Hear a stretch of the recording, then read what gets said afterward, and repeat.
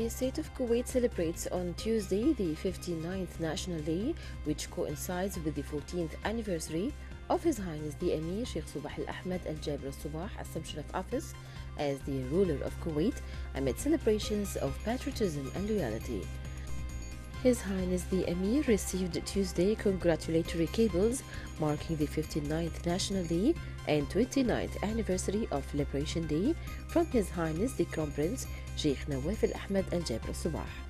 His Highness the Emir received the cables from National Assembly Speaker Marzouk Ali Ghanem, Chief of the National Guard His Highness Sheikh Salim Al Ali Subah, Deputy Chief of the Kuwait National Guard Sheikh Mish'al Al Ahmed Al Subah, His Highness Sheikh Nasser Al Muhammad Al Ahmed Al Subah, and His Highness Sheikh Jaber Al Mubarak Al Hamad Al Subah.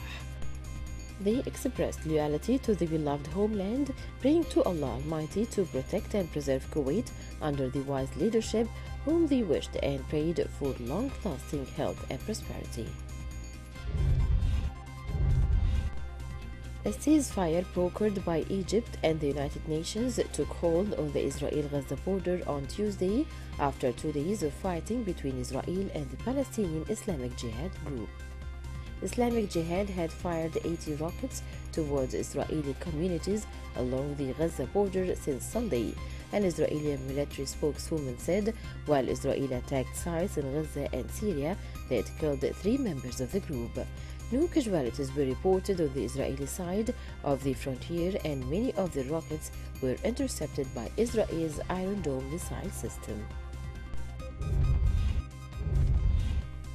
Turkish President Recep Tayyip Erdogan said on Tuesday that there was not yet full agreement on holding a proposed March 5th summit with Russia, France and Germany on the conflict in Syria's Idlib, but he may meet Russia's President Vladimir Putin on that date. At a news conference in Ankara before departing on a trip to Azerbaijan, President Erdogan said that a Russian delegation was set to come to Turkey on Wednesday to discuss the situation in Idlib. Police said clashes broke out on the Greek island of Lesbos early on Tuesday between police and residents protesting the construction of a migrant detention center.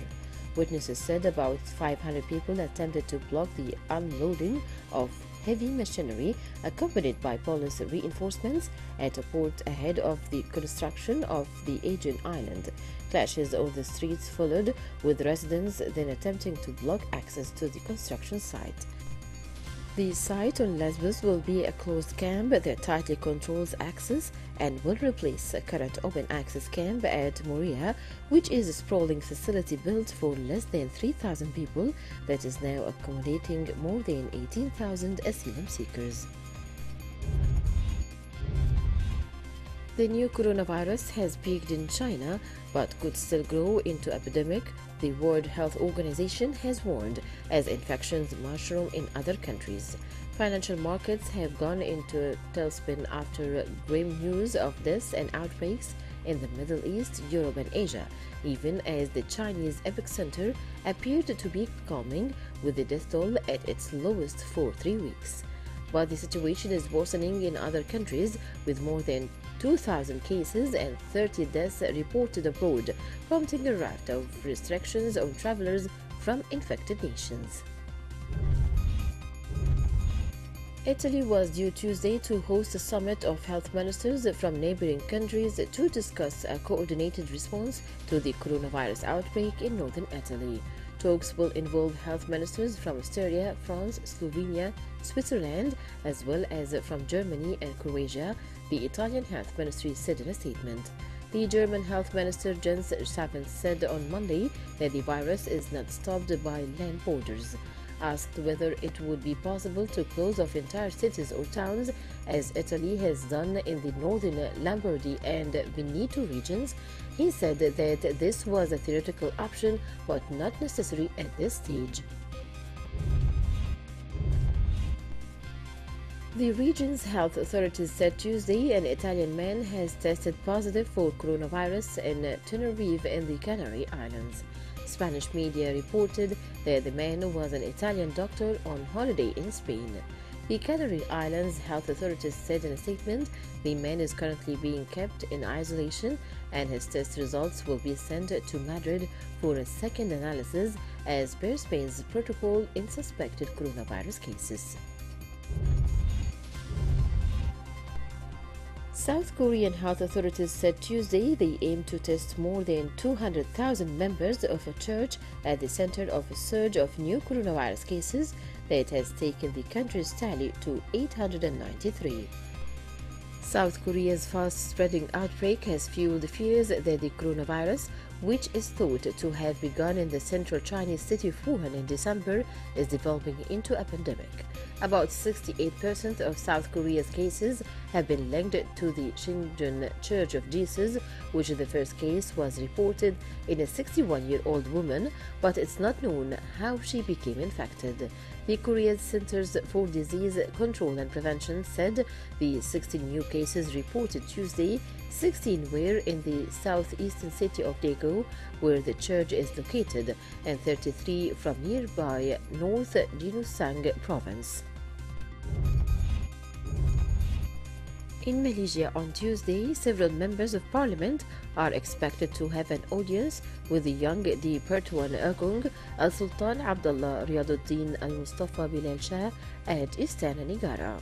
This is believed to be for the purpose of stating where they stand in an effort to form a new federal government following the resignation of Tun Nordin Mahathir Mohamad as Prime Minister Monday and the dissolution of the cabinet.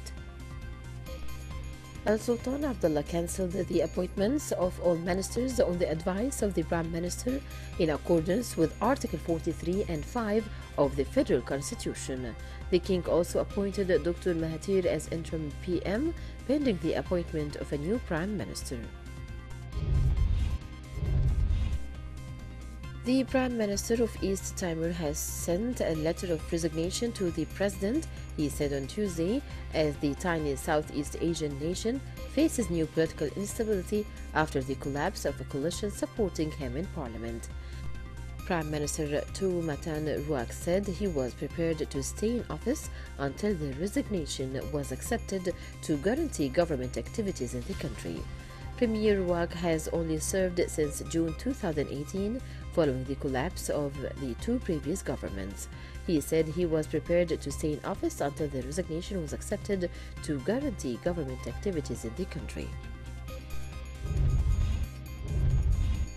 At least 7 people were killed and around 150 were injured in clashes between opposing groups in the Indian capital, a police official said on Tuesday. The deadliest riots in the city since protests against a new citizenship law began over 2 months ago. 7 persons, including one head constable of Delhi Police, have died, said the police officer, adding around 150 persons were injured in the violence on Monday. The clashes erupted in the northeastern district of the city between thousands of people demonstrating for and against the new citizenship law. Police used tear gas and smoke grenades but struggled to disperse the stone-throwing crowds that tore down metal barricades and set vehicles and a petrol pump alight. According to officials, floods that have crippled much of Indonesia's capital worsened Tuesday, inundating thousands of homes and buildings, including the presidential palace, and paralyzing transport networks. The National Disaster and Mitigation Agency's spokesman said overnight rains caused more rivers to burst into banks in Greater Jakarta starting Sunday, sending muddy water up to 1.5 meters deep into more residential and commercial areas. An official at the presidential office said floodwaters entered parts of Indonesia's presidential palace complex Tuesday morning, but the situation was brought under control with water pumps.